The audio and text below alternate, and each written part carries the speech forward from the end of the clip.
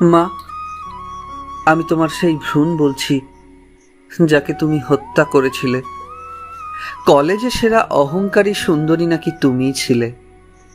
কত শত পুরুষ নাকি করত তোমার চারপাশে আনাগোনা।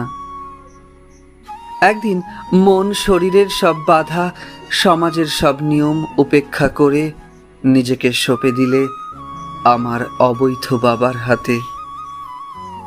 হ্যাঁ, অবৈধ। আমি অবৈধই তো ছিলাম। তাই তো তোমার কথাই তোমার জরায়ুর মধ্যে খুঁচিয়ে খুঁচিয়ে হত্যা করেছিল ওরা আমায়।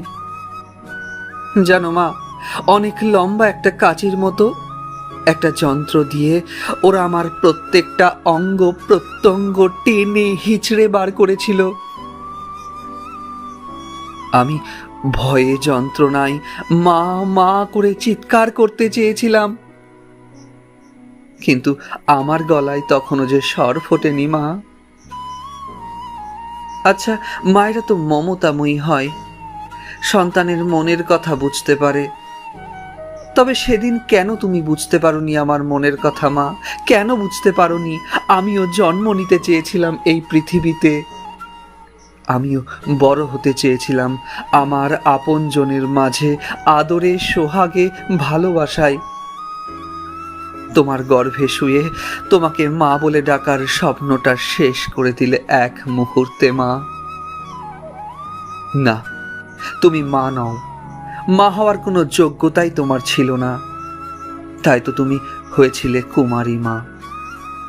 যে বাবা আমায় সেদিন অস্বীকার করেছিল, শুনেছি সে নাকি কোন কঠিন যৌন রোগে আক্রান্ত হয়ে সেদিন মারা গেছে।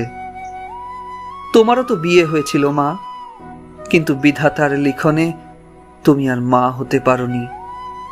তোমার স্বামী তাই তোমাকে ত্যাগ করেছিল। আজ তুমি পড়ে আছো তোমার নিজের বাবার বাড়িতে জঞ্জালের মতো।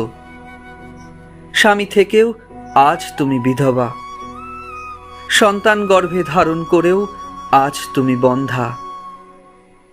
মা, জানো কি তুমি মা ডাকটি কত মূল্যবান?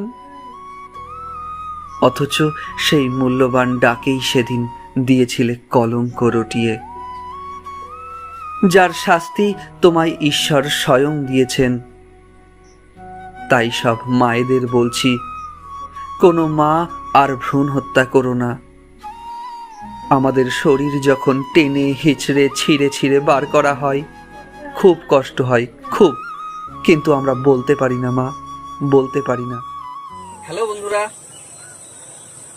আমরা জানি ভ্রূণ হত্যা আমাদের সমাজের একটা অভিশাপ।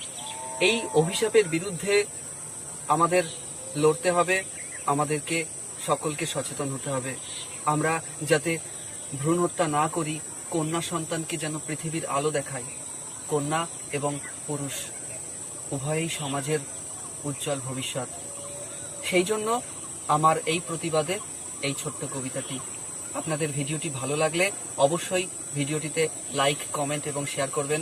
আর হ্যাঁ, ভালো লাগলে চ্যানেলটি অবশ্যই সাবস্ক্রাইব করতে ভুলবেন না। ধন্যবাদ।